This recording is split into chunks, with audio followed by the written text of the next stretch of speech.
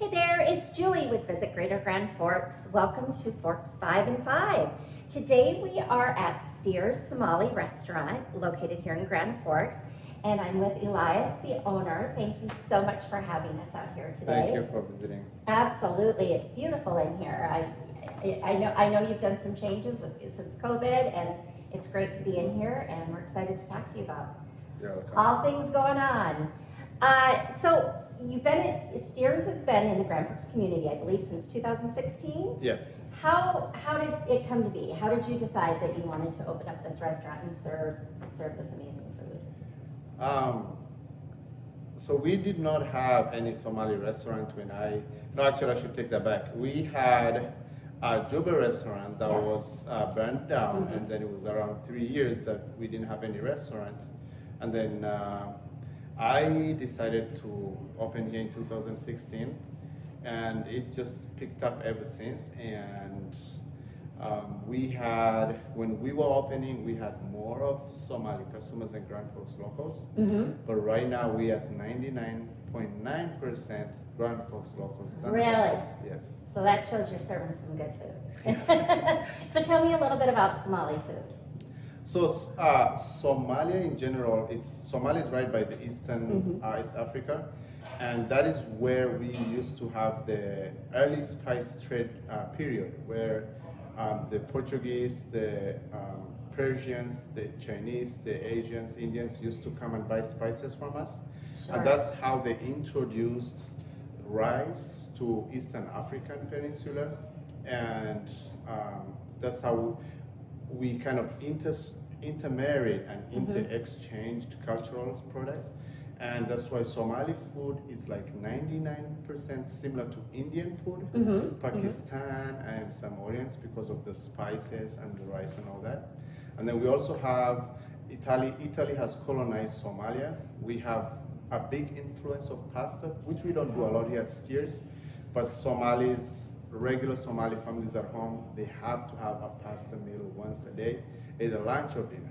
Really? Yes. Well, that's interesting. Yes. A mix of so many cultures Yes. for this amazing food. Yes, and we serve Somali pasta here some days. Oh, really? And basically the sugo or the sauce it's a little bit different than the Italian because we cook it a little bit longer. Okay. We cook the sauce longer, and then we add some cumin and different curry products instead of just the regular marinara and garlic. Sure. As the Italians. Yes. Okay, now I'm getting hungry. It's close to dinner time. Yeah. So, what menu items would you say for a first timer coming here? What menu items do you absolutely have to try? The most popular is the curry and the tikka masala. Right now, the last 3 years, we kind of combined a little bit of Asian flavors. Okay. So we do have two Korean sauces that really go well with our rice. They're a little bit spicy. We also do have the regular bourbon, the orange. So this was an idea of one of my friends.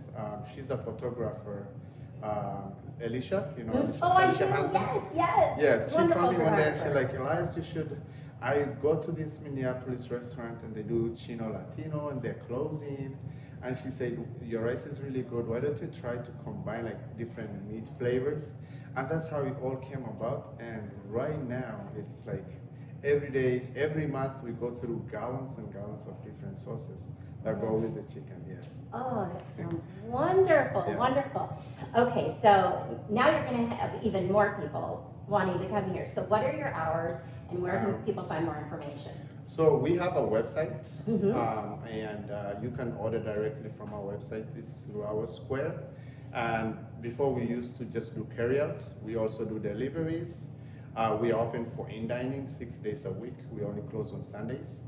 And we are also on DoorDash until 9 p.m. Okay. Apart from Sundays. Wonderful. Yes. And your website, I think, is SteersGrandForks.com, yes. SteersGrandForks.com. And so you've also been operating the New Flavors food truck as Yes. well. We've seen out at Farmers Market and other events. Will Yeah. that still continue this year as Yes, well? and this year, so we, thanks to Pete and Global Friends, Yes. we bought the food truck Oh, right you now from did. them. Congratulations. Yes, thank you. And Cynthia has really helped us. And this year, the sales of the food truck was really tremendous and amazing. That without it, it was a tough year business-wise, but without Yes. the food truck this year, it would have been really hard because just through the food truck, we generated over $100,000.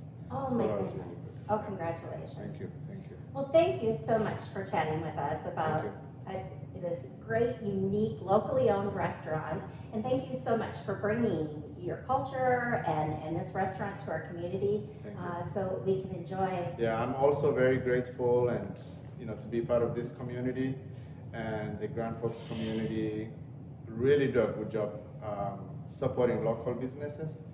And I, as a small restaurant, wouldn't have imagined being here the 6th year to a generation that even did not know our food. So Right. that just shows you what the community is really doing. So, Well, and it's a testament to you and your employees and the great food that you give the community. So Thank you. thank you. Thank you, guys. Absolutely. Thank you for joining us on Forks 5 and 5. And to find all things fun in the Forks, go to visitgrandforks.com.